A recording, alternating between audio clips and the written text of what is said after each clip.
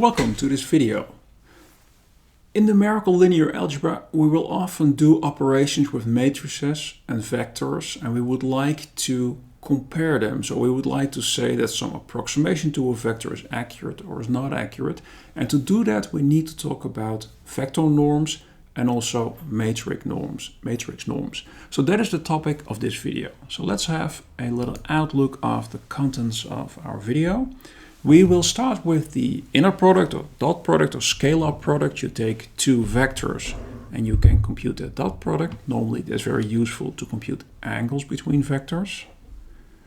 Then we will be talking about vector norms, and we will talk about different types of matrices. So we will introduce a couple of categories of matrices. So symmetric matrices, antisymmetric matrices, normal and orthogonal. And we will link them to these vector norms and some properties. And then we will also talk about matrix norms, and in particular those matrix norms that follow from a vector norm. If you have a vector norm, you can define a corresponding matrix norm, and such a matrix norm is called an induced matrix norm. So that is the outline for this video. So let's see. First of all, the dot product or the inner product. You already know what it is. If you take two vectors, x and y in Rn, can be R2, R3 or a higher dimension, then the Euclidean inner product x comma y or x transpose y or y transpose x, if you use matrix multiplication, it is just you multiply corresponding components, so the first components, the second components, the third components, and then you add them all together. Another notation is with a thick dot, so x dot y. That's why it's also called a dot product. And sometimes it is also called the scalar product, because as you may recall, if you take two vectors, you can also have the vector or outer product. But this is the scalar product.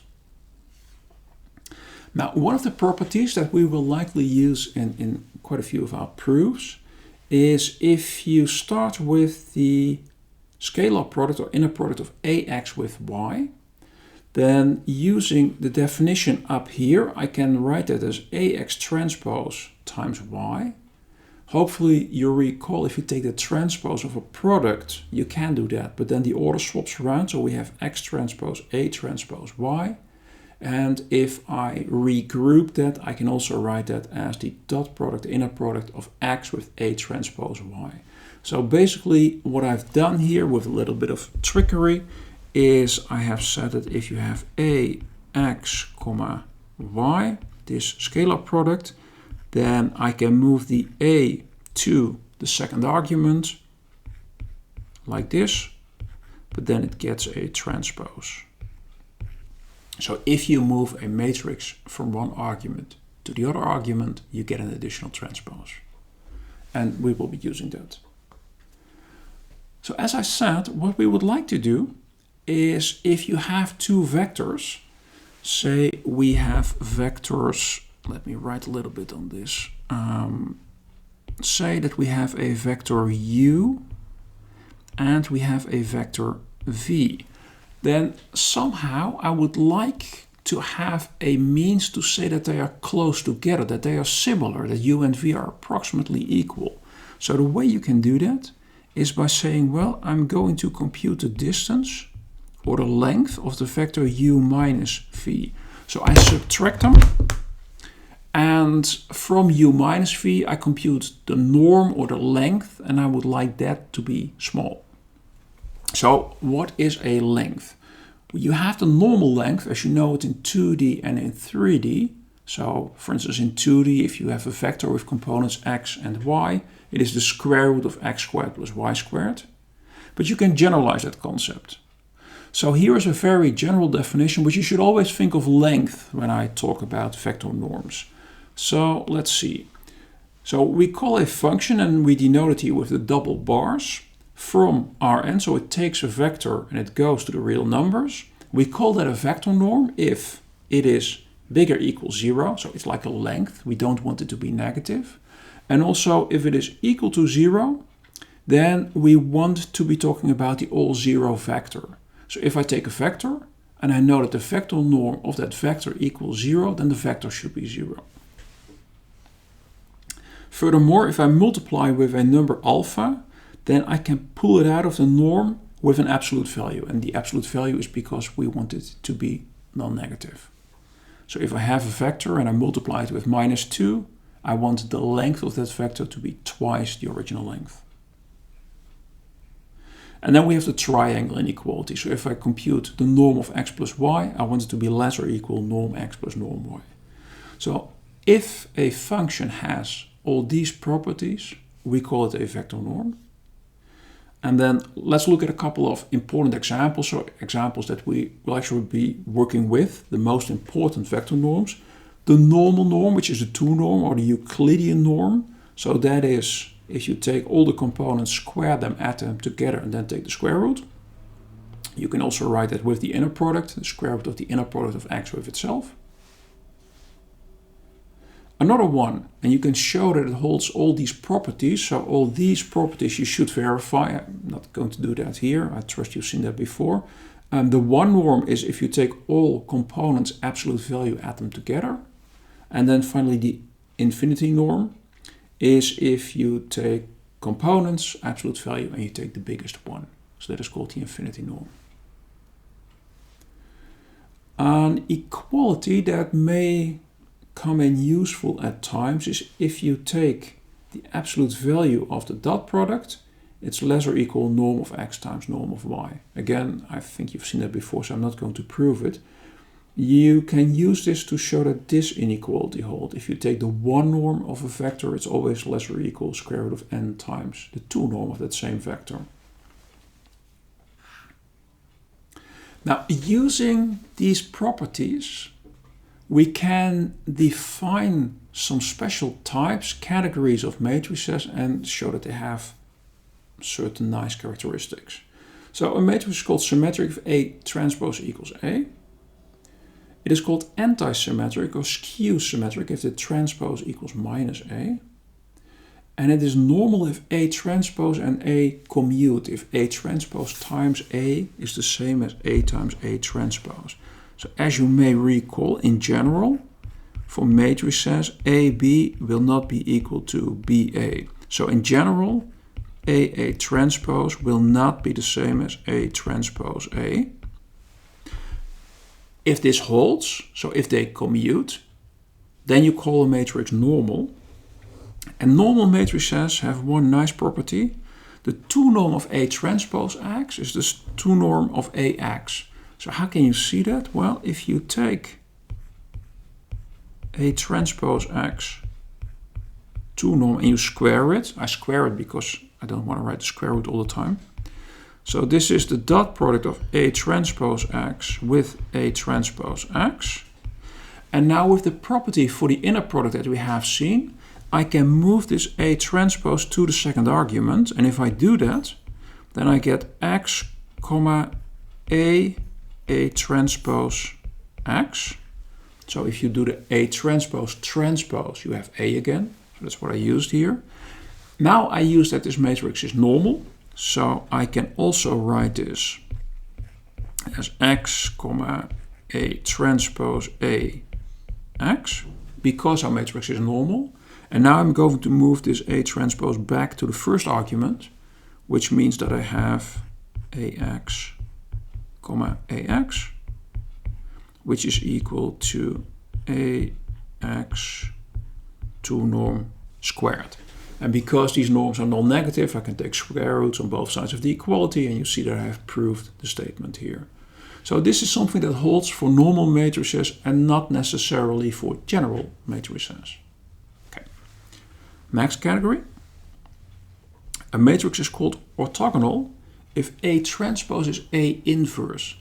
So that means that A transpose equals A transpose A equals the identity. The transpose of the matrix is its inverse.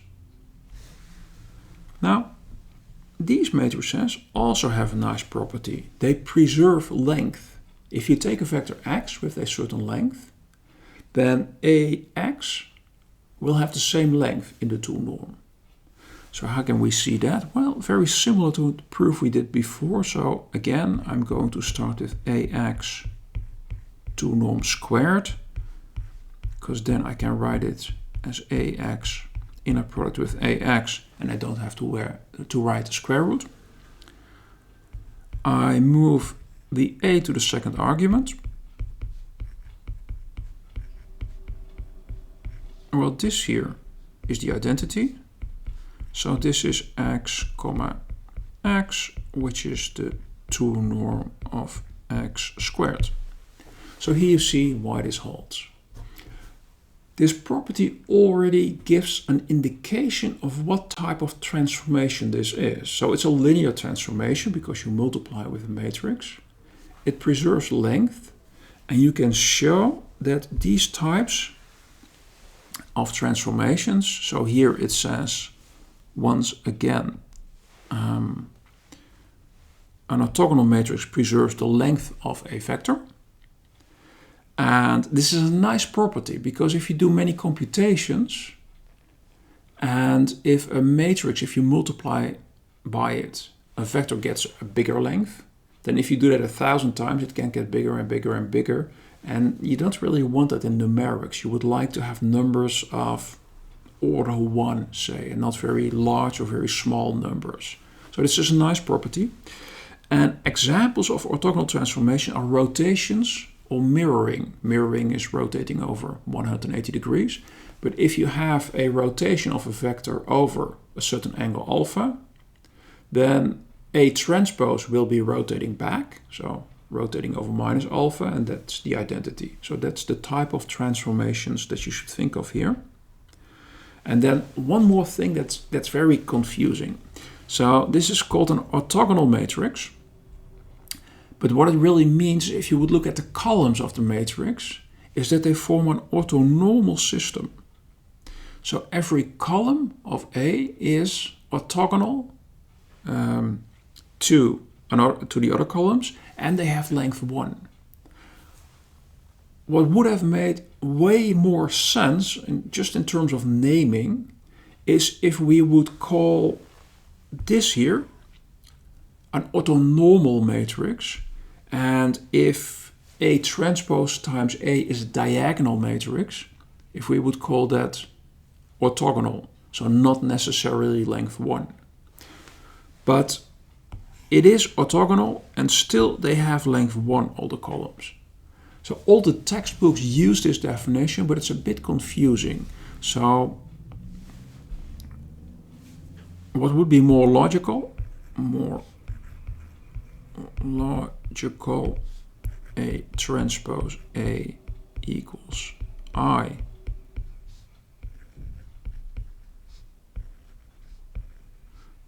orthonormal, and A transpose A equals D diagonal orthogonal. But that's not the way it is. So orthonormal matrices, we don't use that term. That's not commonly used in numerical in linear algebra, in numerical linear algebra. So orthogonal means A transpose A equals A inverse. Sorry about that. Normally we will be working with real matrices, but as you know, even a real matrix can have complex eigenvalues and as such also complex eigenvectors. So we cannot always avoid complex matrices. Now for complex matrices, we have a similar classification, and I'm going to do it quickly because we won't be using it a lot. But for a complex matrix C, we don't talk about the transpose, but we talk about the Hermitian matrix, which is denoted with superscript CH.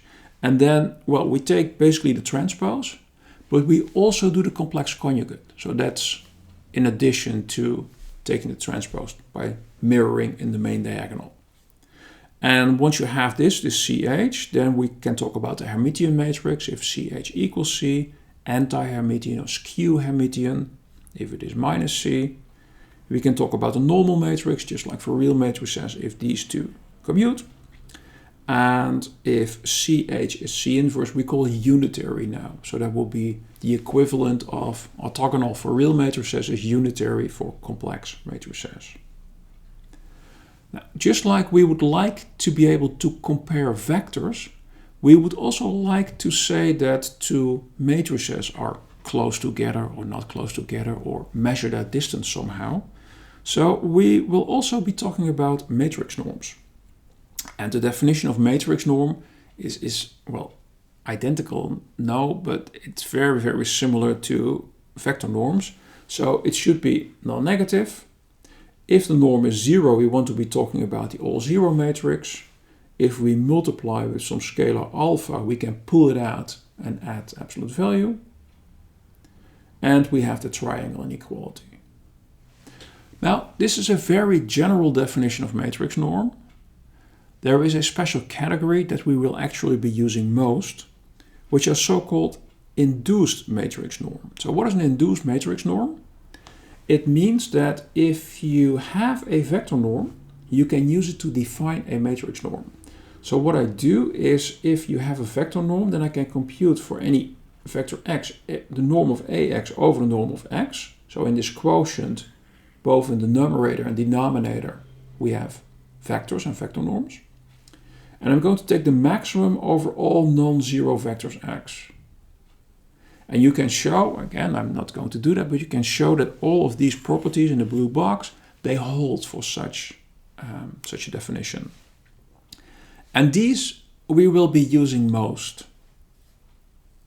So let's look at some properties of these induced matrix norms. So now I'm going to restrict myself to induced matrix norms. I copy the definition. So the important ones are the 2, 1 and infinity ones. So that correspond to the 2, 1 and infinity vector norms. What you can easily show is that if you pick any vector in Rn, that this inequality holds. So if z is equal to 0, you immediately see that it says 0 equals 0. And if z is unequal to 0, then I can compute the quotient az over z. And of course this is less or equal than if I would take the maximum over all x unequal to 0 ax over x, because z is in that collection that I'm taking the maximum over, and this is the matrix norm. So apparently this inequality holds for any vector in Rn. And that is something that we will be using in error estimates later on. Another thing that holds that you can show is that they are what's called submultiplicative. That if you take the norm of a product, is less or equal product of the norms. And finally, what you can easily see here from the definition, if you would take A equal to the identity matrix, then for every x this becomes 1. So apparently in all induced matrix norm, the identity matrix has norm 1.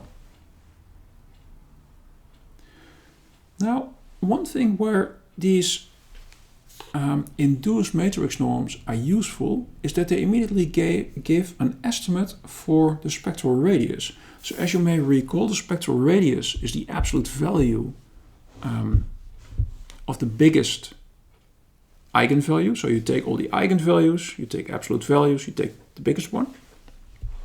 And the way that you can see this is that, well, so let lambda be an eigenvalue of A, such that modulus lambda equals rho A. So we know that the spectral radius is the absolute value of some eigenvalue. So let's call that lambda. And let us assume U is the corresponding eigenvector.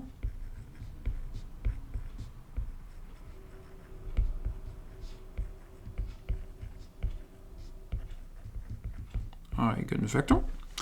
So what we know then is that AU equals lambda u, and if AU equals lambda u, then also the norm of AU equals the norm of lambda u, so I immediately wrote that down. And then I can pull out a lambda, because that's one of the properties of vector norms.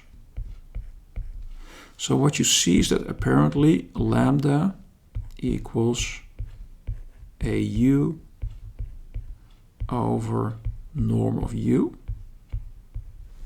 Note that u is an eigenvector.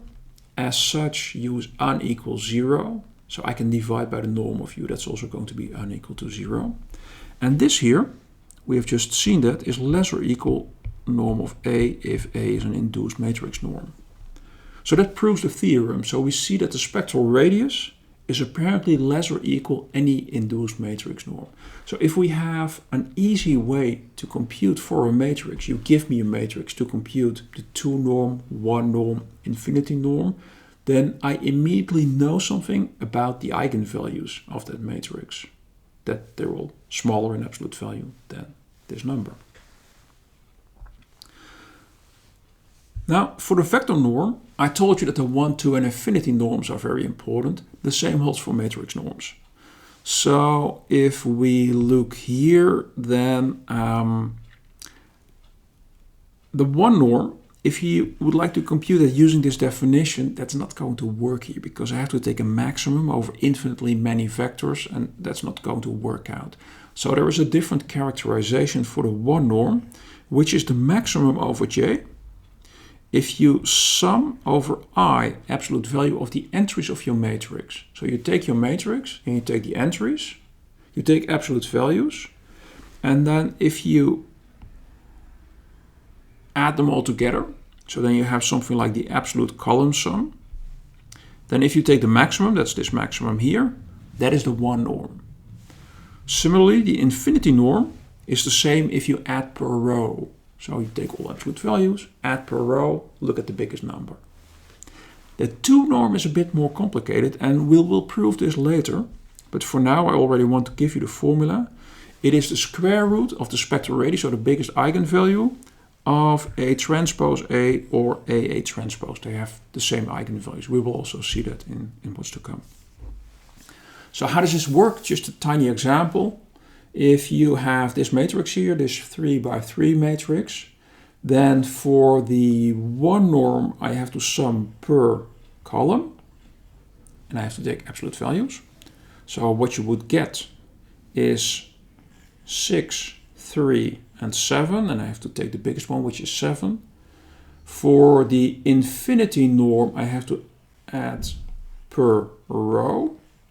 So then you would get the maximum over 9 for the first row, 2, don't forget the absolute value for the second row, and 5 for the last one, so that's going to be 9. So you see that they're not even the same, right? They can be different. Then to wrap up, let me give you one example of a matrix norm that is actually being used in applications, and that is not induced. So first let me state this matrix norm. It is called the Frobenius norm, and basically what you do is you take all the components, square them, add all of them together, and then take the square root. So what does that mean? What it could mean, how you could interpret it, is that if you have a matrix, you strip it into the individual columns, you put all those columns into one big vector, and then from this vector you take the 2 norm, the vector 2 norm. So that is what the Frobenius norm, how you could see it. Now, to show you that it's non-induced, what I'm going to do is compute the Frobenius norm of the identity matrix. So I'm going to take the n times n identity matrix, and I'm going to take the non-trivial example, so n is going to be bigger than 1. And then you can easily see from the definition here that it equals the square root of n. And for any induced matrix norm, it is 1. So apparently the Frobenius norm is not an induced matrix norm. So let's see what we have got. A little wrap up. So what we have seen in the past presentation is how you can find the 1, 2 and infinity norms of vectors. We have also classified matrices into symmetric, antisymmetric, normal and orthogonal. And we have seen how if you have a vector norm, you can use it to define a matrix norm. And finally, we have seen that not all matrix norms are induced. So for instance, the Frobenius norm is not an induced matrix norm. So this concludes this video. Let me know if you have any comments, and I'll see you in the next video. Thank you.